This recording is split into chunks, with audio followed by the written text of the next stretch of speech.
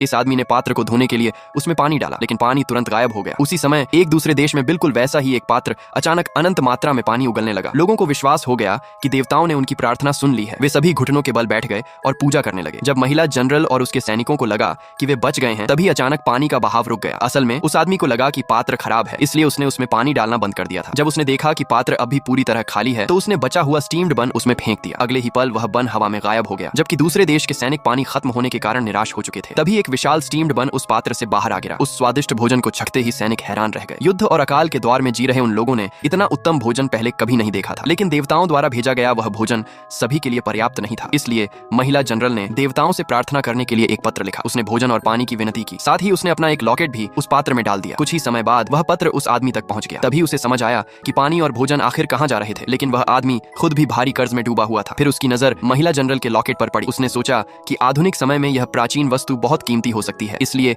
वह उसे एक प्राचीन वस्तुओं के व्यापारी के पास ले गया। उसकी बेहतरीन कारीगरी और रंग देखकर व्यापारी ने तुरंत $50 लाख की पेशकश कर दी। अपनी पहली बड़ी कमाई करने के बाद उस आदमी ने सबसे बड़े खाद्य थोक विक्रेता से संपर्क किया। उसने उसी रात भारी मात्रा में खाद्य सामग्री भेजने का आदेश दिया। फिर उसने एक पूरा जलाशय किराए पर ले लिया। उसने शक्तिशाली पंपों की मदद से सीधे पात्र में पानी भेजना शुरू कर दिया। जल्द ही उस देश का पात्र एक फव्वारे की तरह पानी उगलने लगा। लोग खुशी खुशी अपने हाथों में पानी भरकर पीने लगे। महिला जनरल ने तुरंत आदेश दिया कि देश के सभी लोग पानी लेने आए। इसके बाद भोजन की अनगिनत खेपें भी उस पात्र के माध्यम से भेजी जाने लगी। इतनी उच्च गुणवत्ता वाला चावल देखकर सैनिक आश्चर्यचकित रह गए। महिला जनरल ने फिर से विशाल कड़ाहों में दलिया पकाने का आदेश दिया। उसने सुनिश्चित किया कि हर व्यक्ति को भरपेट भोजन मिले। कुछ ही समय में देश में फैला अकाल कम होने लगा। देवताओं का धन्यवाद करने के लिए महिला जनरल ने राज्य के सभी बहुमूल्य खजाने उस आदमी को भेज दिए। जब पात्र से सोना, चांदी और रत्न निकलने लगे तो वह आदमी खुशी से झूम उठा। इन खजानों का रंग और कारीगरी लॉकेट से भी कहीं बेहतर थी। उसे एहसास हो गया कि वह बहुत जल्द बेहद अमीर बनने वाला है। और सचमुच उनकी जांच करने के बाद प्राचीन वस्तुओं के व्यापारी ने तुरंत $75 लाख की पेशकश कर दी। अब उस आदमी ने निर्णय लिया